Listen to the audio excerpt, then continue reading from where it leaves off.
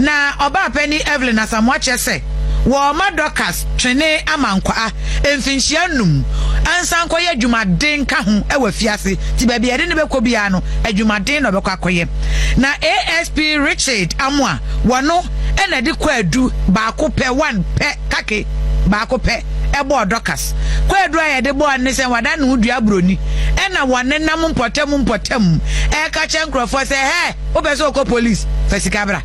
obekọ immigration bring money obeso okọ national security bring money obeso okọ fire service bring money na wonu o charge efi 7,000 ekosi 15,000 two money 15,000 oso onu oye adwuma e wo Jubilee House.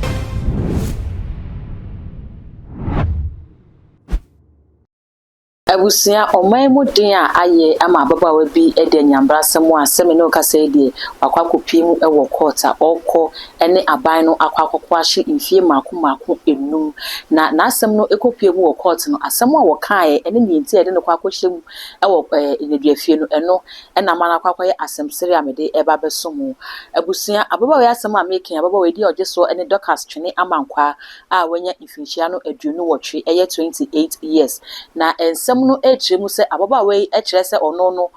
se wo pese okọ police abra wo pese okọ immigration abra abadwuma bia pese wo ye bia hu no o wodo bekọ simple kra na eno na wagege emrante we sika na ababa wa no agege ne yakabo ma eye 4,000 Ghana cedis na afi ogege di free emrante yinsem omatu esika no de ama na wi afi ebre na so se wonfa wo mo enkom se ne oka no na abrante etwenye a hwe emfiri mu ama wantimi amfa wo mo ankwa kwehye mu e wo police and immigration se ne oka no eno mo de asem no ekokoda court na etu nsa de frɛ ababa we edne ko gina mu wo court na court no ebisa ne se emrante eku adu a wo mo de ebɔ no kyerɛ se waje wo mo sika se wo de obema mo adwuma na sen na asem ne te eno se I my lord no kwasem ne se sika ne de magina so mi gina yi me ka cho plain se mi ni hwe wa ba mu mi ni abadwuma eni bia connection bia ni wa mi wo na na esi na unim se unni connection bia e wa ba mu untimi mu obi adwuma e wa ba mu dia esi den na okokwaje emrante esika se obema madwuma ye e wa ba mu no na baba we e kire se ewiase na wo se utimi kika ne ma de si ani ma bibi enu nto no wo hwe na ne wo so kika si ani ma bibi ma no enu ne se obeka cha manfo se opese okoye adwuma wa ha bra na adu sika ode kwaje emrante esika na court no e kire baba wa ne se obetimi de wadwene adidi ho na so se mra ne so mu de abom se wadwene ne yemfa ne de ho kwadidi ho wi a na se asem ko ba ho de a e wo se wutu abusua sei na asem no nyina esikofae na ye boy court dem kakra ene circuit court akwa setena ama oba fefe oba tobrom ohunu wo TV ni so a obeka se sister we na akwa fiase han brana behwe no wo akwa fiase mfinhia makoma konum oh show beautiful lady oh very very very beautiful hey pause the video you know her she's so Debbie in Facebook family munim no mama nkomani okay 28 years why trader or 28 Dorcas twene amankwa oh Debbie football agent na because Debbie we bia kese na oye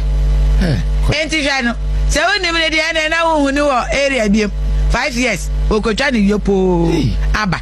Dorcas twene amankwa na wo hwe no e wo TV ni so no na oba pani Evelyn Asamoah wo hwe maame yanim di no se oba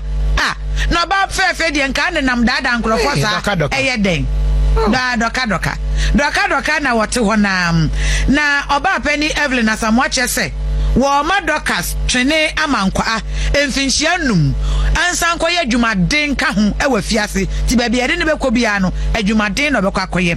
na ASP Richard Amoah wono e na de kwa adu ba ko pe 1 pe kake ba ko pe ebo Dorcas kwa adu aye de bo anne se wada no dua broni e na wone nam mpotem e ka che nkrofo se he obeso okọ police fesikabra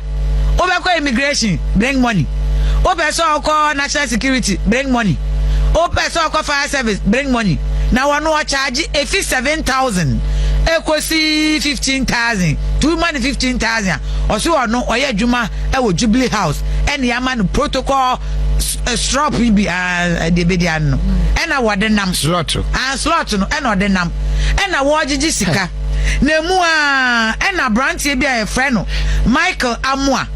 wakoda ne ho adi che ne so bra Mike metimi aboa rough eno so sa me ama me slot enti wabusuafo ne nkrofo do hian se ubenya obi se 7,000 15,000 8,000 9,000 o se fi 7 kosi 15 de o ma ne nko a do beko ama dabi o nkofo questions on bisa no Facebook no ama the brotherhood is pleading on her behalf almost say no fedodo for taking there and obi nso say prison officers no be taste won be one wo hope she will marry her no why won the picture no oh so me am the buy the picture is beautiful what's it get way pad no dance and 5 years mo ntwe obekwa aba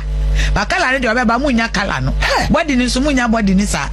obeba na wajiji sika no wajiji sika waje 400,000 Ghana cedis osi odi nipa mako 97 ene beko ena asem ni be pie mu wa court e bisa no sika no 400,000 de oje na emu ka so di nipa 49 ene beko na esi nipa 49 no ahe na ekoi no se ono kra no onye dwuma o Jubilee House na system no na eso kan ne magbo mo odi waya wesi we ani na nka ne aso so ahu se de ete no na kokko no mofo se kokko no be dey no wa maintain na eso ke kan ne magbo ma enti ASP Richard Amwa wono cheche nsem che court ene ko full trial ye wie no eno ba pani Evelyn Asamoah say madam okokoi pa ni beauty udeje 5 years kwa de fias okoba you go learn sense next time voice be any because the way nkofo why the one here must fine lady entry for them and answer yeah cause I'm correct fine girl say oh sir share life imprisonment kura nkofo ko fine body omonti ase o body ne de tem ofe Docas doki Entabusia say ena yes sister no nsem no ekofa ya asem no ka say dey 5 years ena okwa akodem na we ena ensemi abeto monten so na yedi gina so ade a kire nyanom emma ne se ebra so se wo ye oba wo de wonsa etimi ayi adwuma se adwuma bi na wo besua